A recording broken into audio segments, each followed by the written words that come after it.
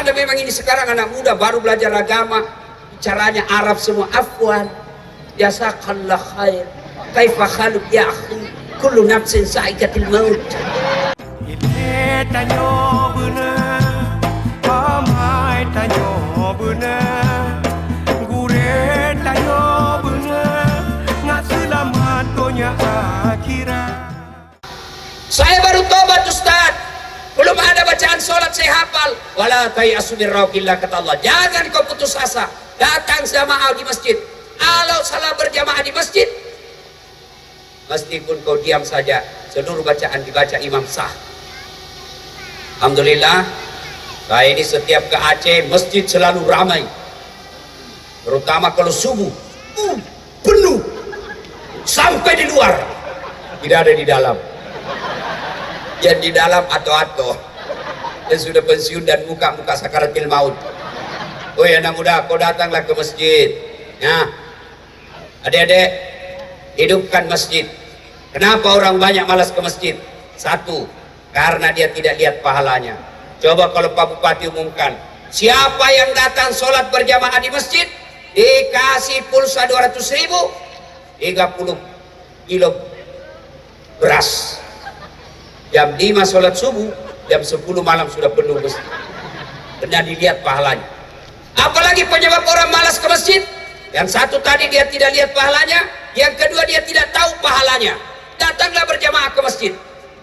Apa pahala berjamaah ke masjid? Satu, kata Nabi, kalau kau wudhu dulu, lalu kau datang ke masjid, kata Nabi, melangkah kaki kanan satu pahala, melangkah kaki kiri hapus dosa-dosa kecil. Dan kan kalau rumahnya bapak dari masjid 300 meter, PP 600 meter, berapa langkah didapat? Apalagi langkah kaki kanan satu pahala, langkah kaki kiri gugur dosa kecilnya. Apalagi kalau bapak jalan begini, oh berapa langkah kaki itu didapat? Apalagi kalau dia mutar dulu pak, masuk ke lapangan, naik ke lantai 2, pulang lagi, berapa langkah pahala? Yang kedua, orang yang datang berjamaah ke masjid, kata Nabi, seluruh materi yang kau lewati, aspal, pagar, tembok, dinding, dia akan menjadi saksi dan berkata, ya Allah, jangan kau masukkan dia neraka, masukkan dia surga, saya saksinya. Dia datang sholat berjamaah di masjid. Itulah sebabnya kalau kita sholat sunnah di masjid, tiap 2 rakaat pindah tempat, 2 rakaat pindah lagi. Supaya apa? Tambah banyak saksi. Itulah juga sebabnya Nabi menganjurkan, kalau kau masjid berjamaah, usahakan lain jalan waktu pergi, lain juga jalan waktu pulang. Itu sunnah. Yang ketiga, pahala berjamaah.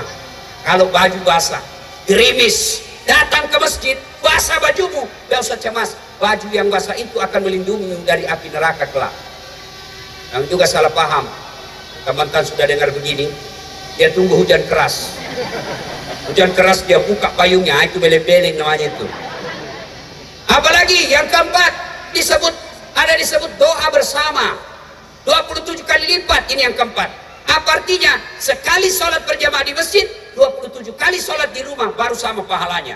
Apalagi doa bersama kita di masjid. Meskipun ada akhir-akhir ini anak-anak remaja belajar agama melalui YouTube. Baru 3 bulan belajar YouTube, itu pun baru 2 menit habis kuotanya. Bikin aneh agama agaknya susah. Apa dia katakan? Doa bersama bid'ah, jabat tangan selesai sholat bid'ah, Maulid bid'ah, Isra Mi'raj bid'ah, taksiyah bid'ah. Kenapa? Tidak ada pada zaman Nabi. Tidak pada zaman Nabi bid'ah, bid'ah sesat masuk neraka. Nenekku punya neraka. Kayak dia saja panitia hari kiamat. Ada memang ini sekarang anak muda baru belajar agama, caranya Arab semua. Afwan, jazakallah khair, kaifa khaluk ya akhi, kullu nafsin sa'iqatul maut. Semua Arab. Hei anak muda, hijrah itu bukan sekedar pelihara jenggot, hijrah itu bukan sekedar celah jingkrang, hijrah itu bukan sekedar bicaramu afwan, ya jazakallah kaifahal. Biar kau hijrah mengaku tapi kau sombong, kau selalu mengatakan orang sesat, masuk neraka, kau tidak disenang oleh Allah. Saya pun dimaki-maki di Facebook. Apa ini Ustaz Das'ad? Kau cerita-cerita sunnah, kau tidak pelihara sunnah. Saya marah, kenapa kau bilang saya tidak pelihara sunnah? Buktinya kau tidak pelihara jenggot. Ya mau dia apa kalau tidak mau tumbuh? Saya sudah kasih minyak, tidak tumbuh-tumbuh. Malah marah istri saya, katanya kasih kotor-kotor tempat tidur. masa. Ini anak-anak muda, dakwanya menyakiti orang, ceramahnya menghina, memaki. Siapa yang ajar kau dakwah seperti itu? Adakah manusia seburuk Fir'aun sekarang? Coba tunjukkan, adakah manusia yang paling jahat seperti Fir'aun sekarang?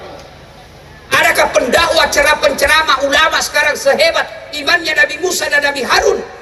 Tidak ada. Tapi ingat ketika Allah perintahkan Nabi Musa, wahai Musa, kau datang nasihati Fir'aun dengan apa? Dengan kalimat yang baik. Dengan datanglah kau nasihati Fir'aun dengan bijaksana. Ini cuma ngomong. Dalam Islam berbeda pendapat boleh, yang dilarang memaki dan menghina yang berbeda pendapat dengan